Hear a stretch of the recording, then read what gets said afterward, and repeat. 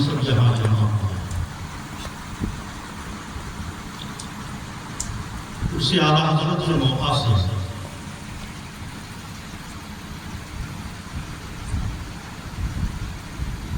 نہ صرف یہ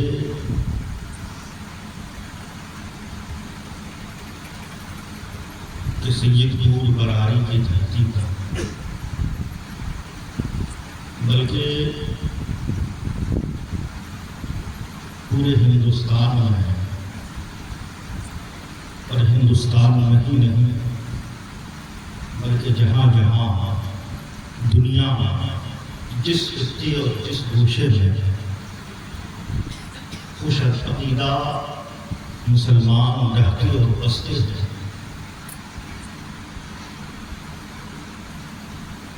ہر ایک کی زبان پر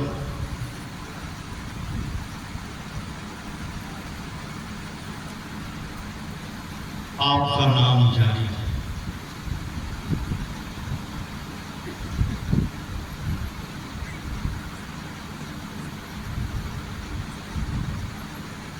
آخر ان کا نام اتنے شد و مد کے ساتھ کیوں لیا جاتا ہے؟ اہل سنت کی مسجد میں چلے جائیں اعلیٰ حضرت کا نام، مساجد میں چلے جائیں اعلیٰ حضرت کا نام، اہل سنت کے گھروں میں چلے جائیں اعلیٰ حضرت کا نام۔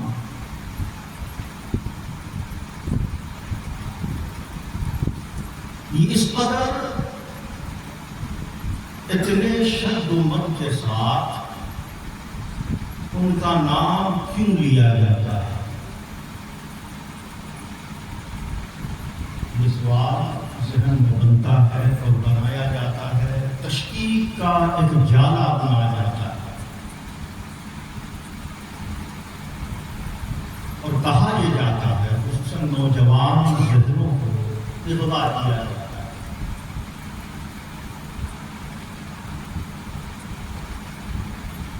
کہ اعلیٰ حضرت کا نام کیوں اتنا لے رہے ہیں یا مسلکی اعلیٰ حضرت کی بات کیوں کر رہے ہیں؟ بہت سارے علماء، بڑے بڑے علماء جنہوں نے خدمتیں کی ہیں،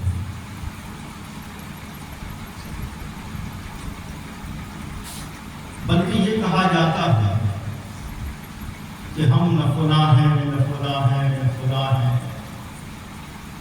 سب سے پہلے ہم محمدی ہیں کہا جاتا ہے۔ یہ بریلی، یہ فلاں، یہ چلاں، یہ کیوں کرتے ہو؟ محمدی کیوں نہیں کرتے؟ کلمہ ہم نے رسول اللہ کا پڑھا ہے، محمد مصطفیٰ صلی اللہ علیہ وآلہ وسلم کا پڑھا ہے،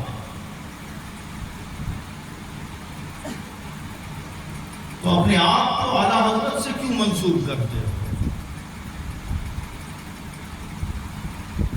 ان کے شخص سے اپنے آپ کو کیوں منسوب کرتے ہو؟ میرے دوست عرض کرتا چاہیے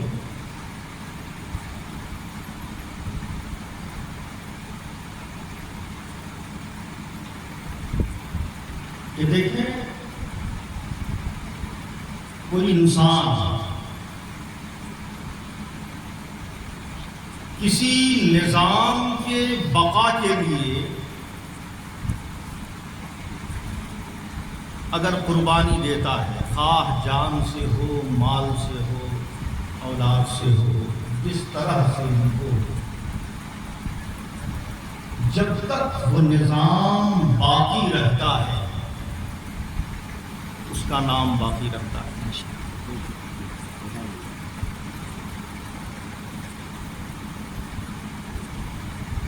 میں آپ کو چھوٹی سی مثال ہوں کہ دیکھیں الحمدللہ ہم سب حسینی ہیں کہ نہیں؟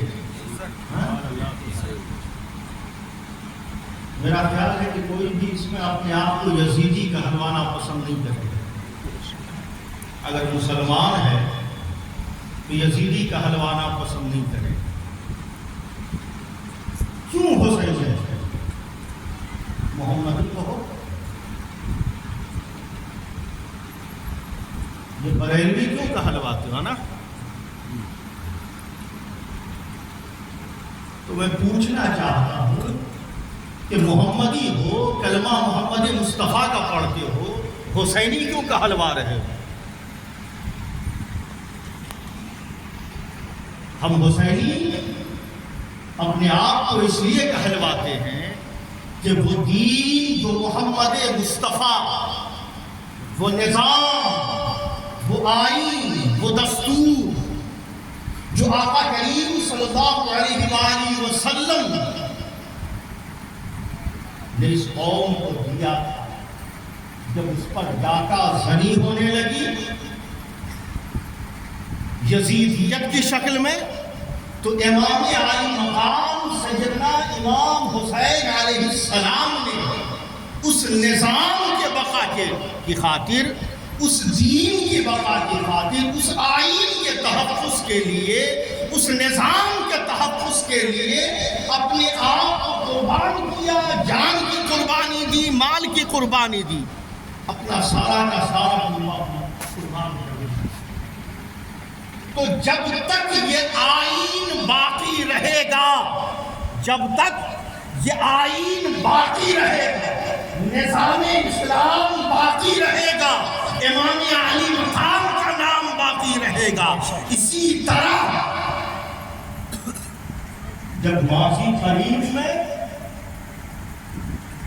پھر سے اسلام پر ڈاکہ پڑنے لگا، معمولات اہل سنت پر ڈاکہ زنی ہونے لگی، اعمال و اشعار اہل سنت پر ڈاکہ زنی ہونے لگی، بدعت کے نام پر، شرک کے نام پر بولی بھالی عوام کو گمراہ کیا جانے لگا. تو ایسے میں جبکہ توحید ہمیں رحمانی نہیں بلکہ شیطانی توحید دیا جانے لگا، تو ایسے میں جس نے ہمارے توحید کی حفاظت کی ہے، ایسے میں جس نے نظام مصطفیٰ کی حقیقت کو آشکار کیا ہے، ایسے میں جس نے معمولات اہل سنت کی حفاظت کی ہے، اس ذات کا نام امام محمد رضا ہے. لہذا جب تک معمولات اہل سنت پر عمل ہوتا رہے گا، امام محمد رضا کا نام باقی رہے گا. جب تک لوگوں کی زبانوں پر درود و سلام جاری رہے گا، امام محمد رضا کا نام باقی رہے گا. جب تک ہمارے مجلسوں میں محمد مصطفیٰ کا تذکرہ کیا جاتا رہے گا، امام محمد رضا کا نام باقی رہے گا.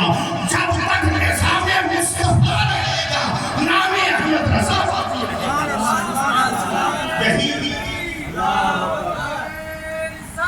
یا رسول اللہ، یا علی، زندہ آباد، زندہ آباد، زندہ آباد،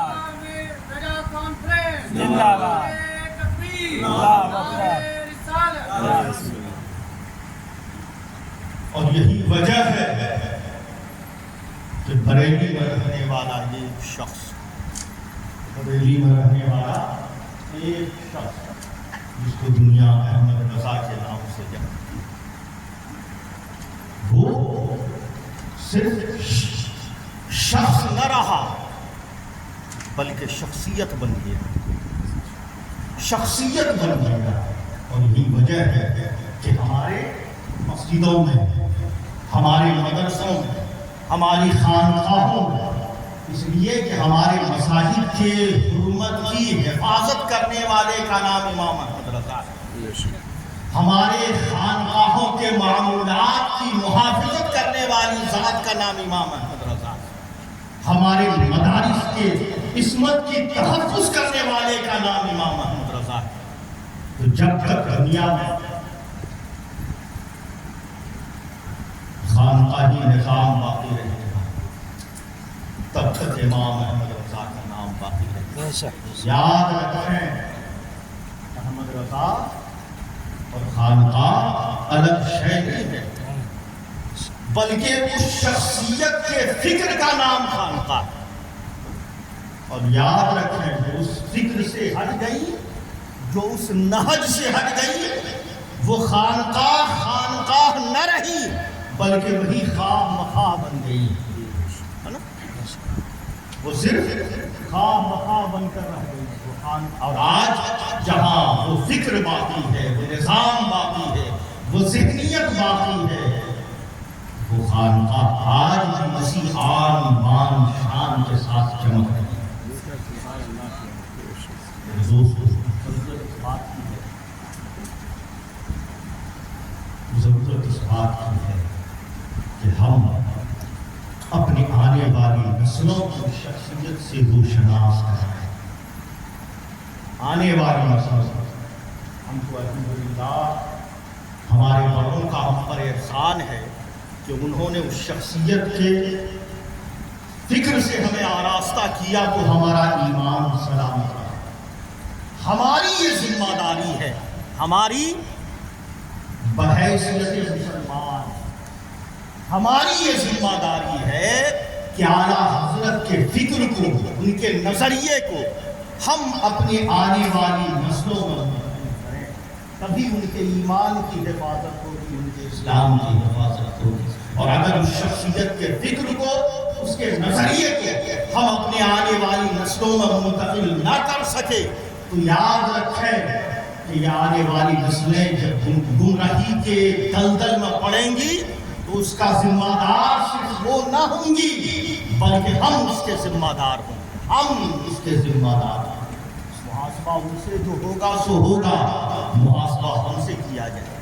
اس لیے کہ کمی رہی، ہمارے بڑوں نے تو ہمیں اس فکر سے آراستہ کیا، لیکن یہ ہماری نااہلی رہی کہ ہم نے اپنے نئی نسلوں کو اس فکر سے آراستہ نہیں کیا.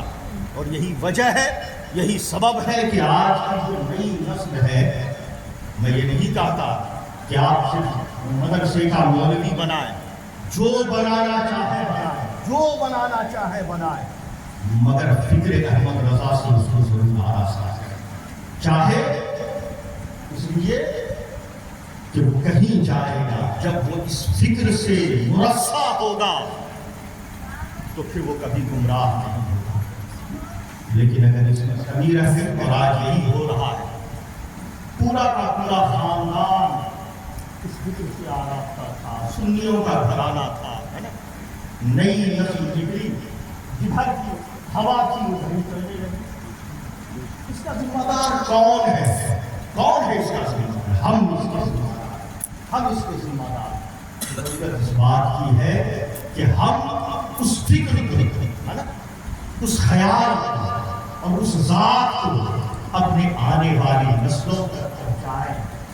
صرف یہ نہیں کہ اعلیٰ حضرت نے فلاں کو کافر کہا، فلاں. آج یہی ذہنیت پائی جا رہی ہے نا کہ اعلیٰ حضرت نے تکفیر کیا ہے. یاد رکھیں اعلیٰ حضرت نے کفر کا فتویٰ نہیں لگایا ہے. اعلیٰ حضرت نے کسی کو کافر نہیں بنایا ہے. کفر میں مبتلا ہوا تو اعلیٰ حضرت نے علماء حرمین طیبین مکہ اور مدینہ کے جو اس وقت کے بڑے علماء تھے ان سے استفتاء کیا ہے، اور انہوں نے تکفیر فرمائی، اور انہوں نے کہا کہ یہ کافر ہے، اور جو ان کے کفر میں شک کرے وہ بھی کافر ہے. تو یہ انصاف ان کی ذات کا مت لگاؤ، ہے نا. وہ کافر بنانے والے نہیں بلکہ مسلمان، وہ کافر بنانے والے نہیں بلکہ گمراہوں کو عاشق بنانے والے.